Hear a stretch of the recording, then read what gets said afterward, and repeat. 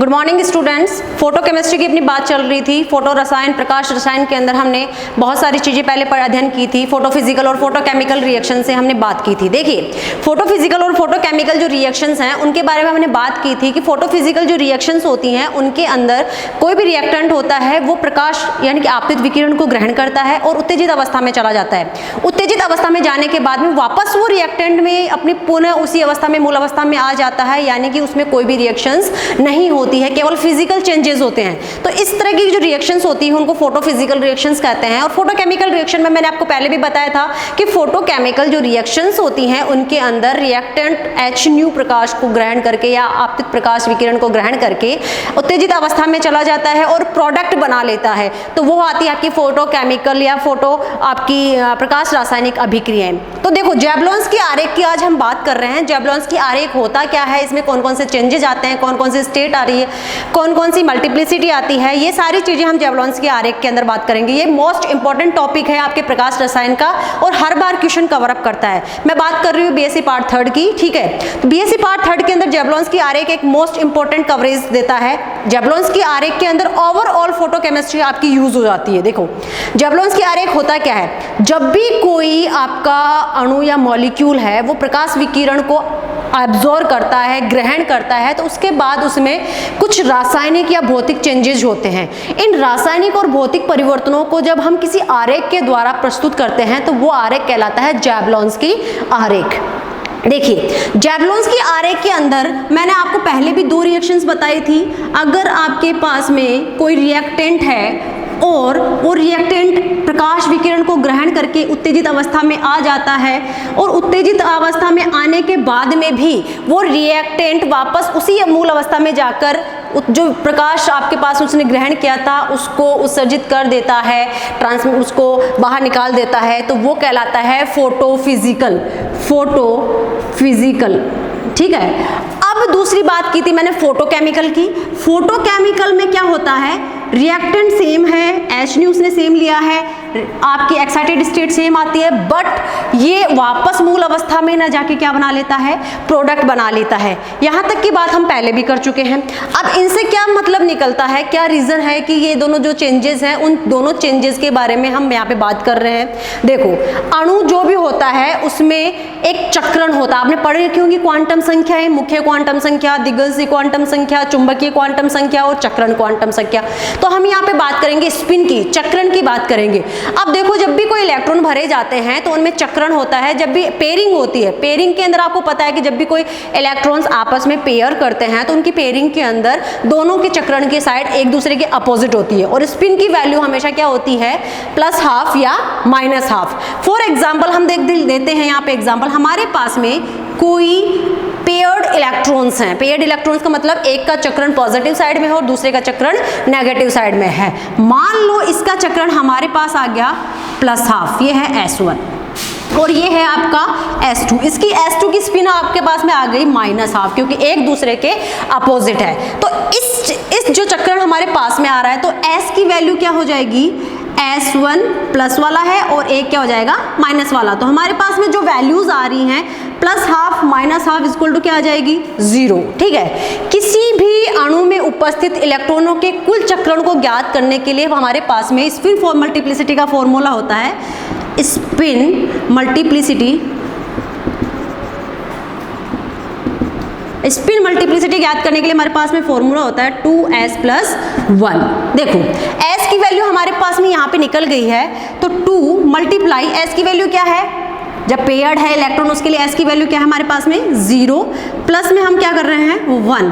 तो इसके लिए हमारे पास में 2 को 0 से मल्टीप्लाई करेंगे तो 0 और +1, तो हमारे पास में मल्टीप्लिसिटी क्या आ जाएगी 1, जिसको बोलते हैं एकक अवस्था या सिंगलेट, ठीक है। एकक अवस्था बोल सकते हैं या सिंगलेट बोल सकते हैं। ये कब आता है, जब हमारे पास में दोनों जो इलेक्ट्रॉन्स हैं वो पेयर्ड हों, एक का स्पिन पॉजिटिव हाफ होता है और दूसरे का स्पिन नेगेटिव हाफ होता है। अब हम दूसरी बात करते हैं। हमारे पास में इलेक्ट्रॉन्स हैं, अब एक की स्पिन पॉजिटिव है और दूसरे की भी स्पिन क्या है, पॉजिटिव है, यानी कि एक की स्पिन पॉजिटिव और दूसरे की स्पिन भी क्या है, पॉजिटिव है, यानी कि दोनों अनपेयर्ड हैं। या अब बात करते हैं यहाँ पे, तो यहाँ पे इसकी भी क्या हो जाएगी, प्लस हाफ, और इसकी भी क्या हो जाएगी, प्लस हाफ। तो S की वैल्यू क्या हो जाएगी, प्लस हाफ प्लस हाफ, तो कितनी हो जाएगी, 1। स्पिन मल्टीप्लिसिटी जब हम निकालेंगे तो 2s + 1 की वैल्यूज कितनी हो जाएगी, 2 × 1 + 1, यानी कि वैल्यूज क्या आ जाएंगी, 3 वैल्यू होने के कारण इसको बोल सकते हैं त्रिक, या फिर हम इसको बोल सकते हैं ट्रिपलेट, ठीक है। अब देखिए स्पिन मल्टीप्लिसिटी की जब बात आती है तो जिसकी जितनी स्पिन मल्टीप्लिसिटी होती है उसकी स्टेबिलिटी उतनी ही ज्यादा होती है। सिंपल सी एक चीज आती है कि अगर हमारे पास में सिंगलेट और ट्रिपलेट के बारे में आप मल्टीप्लिसिटी की बात करते हैं या स्टेबिलिटी की बात करते हैं, तो ट्रिपलेट की स्टेबिलिटी सिंगलेट की स्टेबिलिटी क्या होती है, मोर देन होती है, ठीक है। यानी कि ट्रिपलेट यानी त्रिक अवस्था की स्टेबिलिटी स्थायित्व सिंगलेट की एकक की स्थायित्व से क्या होगा, ज्यादा होता है, ठीक है। यहां तक की अपनी बात हो गई। अगर पेयर्ड इलेक्ट्रॉन्स होते हैं तो वो सिंगलेट अवस्था में होते हैं, अनपेयर्ड इलेक्ट्रॉन्स हैं तो वो किस में होंगे, ट्रिपलेट अवस्था में होंगे। लेकिन अनपेयर्ड के अंदर एक और बात आती है, या फिर आपके एक ही तरह की स्पिन होती है तो एक बात और आती है कि ये जो इलेक्ट्रॉन्स होते हैं वो अलग अलग तरीके से मूव कर सकते हैं। कैसे मूव कर सकते हैं, इनके अंदर ऊर्जा का उत्सर्जन करके भी मूवमेंट होता है और विकिरणों का, या आपके बात करते हैं ऊष्मा का उत्सर्जन या विकिरणों का उत्सर्जन करके भी इनके अंदर कुछ ना कुछ मूवमेंट्स होते हैं। अब देखिए अगर हमारे पास में कोई इलेक्ट्रॉन है, ये तो बात हो गई हमारे सिंगलेट और ट्रिपलेट की, ठीक है। सिंगलेट ऐसे निकालते हैं और ट्रिपलेट इस तरीके से निकाली जाती है। अब बात आती है हमारे जैवलॉन्स की आरेख की। जैवलॉन्स की आरेख देखो मैंने यहाँ पे पहले से ड्रॉ कर रखा है। जैवलॉन्स की आरेख के अंदर मैंने क्या कर रखा है, ये S0 को हम कहते हैं मूल अवस्था, और मूल अवस्था किसकी है, S से डिनोटेड क्या होता है, सिंगलेट, और T से डिनोटेड क्या होता है, ट्रिपलेट। तो मूल एकक अवस्था। अब देखो S0 है, S1 है, S2 है, S3 है, ये सारी की सारी एकक अवस्थाएं हैं। ये कब शो होती है, मान लो हमारे पास में इलेक्ट्रॉन्स इस तरीके से हैं, अगर हमारे पास में पेयर्ड इलेक्ट्रॉन हैं तो वो हमारी हो गई मूल अवस्था। हमने इसको फोटोन दिया, जब इसको फोटोन देते हैं यानी कि लाइट दी, H दिया, इलेक्ट्रॉन एक्साइटेड स्टेट में जाता है। एक्साइटेड स्टेट में जाकर ऊपर वाले स्टेट में भी ये ऐसे की ऐसे ही जाए, मतलब पेयरिंग में जैसे होता है एक का स्पिन पॉजिटिव और दूसरे का स्पिन नेगेटिव, अगर वैसा का वैसा रहे तो ये स्टेज भी सिंगलेट ही कहलाएगी। ये आपकी थी S0 और ये क्या हो गई, S1। यहाँ भी पेयरिंग जो इलेक्ट्रॉन्स हैं उसकी सही साइज क्या होगी, इसकी जस्ट अपोजिट होगी, यानी कि एक दूसरे के अपोजिट इनकी स्पिन होती है, इसकी प्लस हाफ होती है, उसकी माइनस हाफ होती है। इसलिए ये प्रथम सिंगलेट अवस्था, या आपकी बोल सकते मूल एकक अवस्था है तो ये प्रथम सिंगलेट अवस्था, ये द्वितीय सिंगलेट अवस्था और ये तृतीय सिंगलेट अवस्था। ये पहले प्रथम सिंगलेट अवस्था यानी कि एकक अवस्था में जाता है, फिर और ऊर्जा ले लेता है तो द्वितीय में चला जाता है, और ऊर्जा ले लेता है तो तृतीय में चला जाता है, लेकिन इनकी स्पिन चेंज नहीं होती है। अगर हमने इस फोटोन जो हमने सिंगलेट आपके मूल एकक अवस्था में जो इलेक्ट्रॉन्स है उसको फोटोन दे दिए, तो कभी कभी क्या होता है कि ये जो सिंगलेट अवस्था में जो मूल अवस्था में है वो अपने स्पिन को चेंज कर लेते हैं। स्पिन को चेंज करने का मतलब ये एक दूसरे के क्या हो जाएंगे, पैरेलल हो जाएंगे, एक दूसरे के समानांतर आ जाएंगे। जब ये एक दूसरे के समानांतर आ जाते हैं तो इसके अंदर क्या होता है, स्पिन मल्टीप्लिसिटी ज्यादा हो जाती है। अब देखिए यहाँ पे सिंगलेट एकक अवस्था जो हमारी प्रथम एकक अवस्था है उसकी स्टेबिलिटी से ज्यादा स्टेबल कौन है, ट्रिपलेट एकक अवस्था। जो हमारी ट्रिपलेट अवस्था है प्रथम तृतीय त्रिक अवस्था जो है वो ज्यादा स्टेबल होती है। और ये तो मैंने आपको पहले भी बताया है कि जो त्रिक अवस्थाएं होती है वो एकक अवस्थाओं से, यानी कि जो सिंगलेट अवस्थाएं होती हैं वो त्रिक अवस्थाओं से कम स्टेबल होती हैं। इसलिए सभी जो आपके मॉलिक्यूल्स होते हैं वो सारे स्पिन मल्टीप्लिसिटी ज्यादा रखने की कोशिश करते हैं, यानी कि ट्रिपलेट में रहने की कोशिश करते हैं। अब बात आती है हमारी जैवलॉन्स की आरेख की। देखिए जैवलॉन्स की आरेख में जितने भी आपके इलेक्ट्रॉन्स हैं वो मूवमेंट S1 में भी कर सकते हैं, S2 में भी कर सकते हैं और S3 में भी कर सकते हैं, लेकिन इनको इनको सबको S1 S2 ST इसलिए कहा गया है क्योंकि इनके जो इलेक्ट्रॉन होते हैं वो उनका चक्रण एक दूसरे के विपरीत होता है। अब एक दूसरे के विपरीत होने की वजह से क्या होगा, इनके अंदर स्पिन जो होगी, इन स्पिन मल्टीप्लिसिटी होगी वो एकक होगी, इसलिए इसको S1 S2 या S3 से रिप्रेजेंट किया गया है। अब बात करते हैं हम इधर वाली साइड की। देखो यहाँ पे T1 T2 और T3 लिखा गया है। T1 का मतलब हो गया प्रथम त्रिक अवस्था, T2 का मतलब होता है द्वितीयक त्रिक अवस्था और T3 का मतलब होता है तृतीयक त्रि अवस्था या त्रिक अवस्था। ठीक है, इतनी बात हमारी हो जाती है। अब देखो जो हमारा जैवलॉन्स्की आरेख होता है उसमें दो तरीके की रिएक्शंस होती हैं, एक होती है नॉन रेडिएटिव और एक होती है रेडिएटिव। ठीक है, जिसमें रेडिएटिव और नॉन रेडिएटिव दो तरीके की आपकी रिएक्शंस हो गई।